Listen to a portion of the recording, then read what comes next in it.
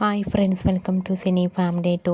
పడమటి సంధ్యారాగం సీరియల్ ప్రముఖ జీ తెలుగు ఛానల్లో ప్రసారమవుతూ ముందుకు దూసుకుపోతోంది.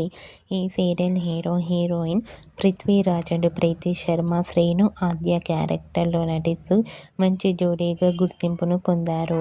వీరిద్దరి మధ్య జరిగే సన్నివేశాలంటే ప్రేక్షకులు ఎంతగానో ఇష్టపడుతూ వీక్షిస్తుంటారు.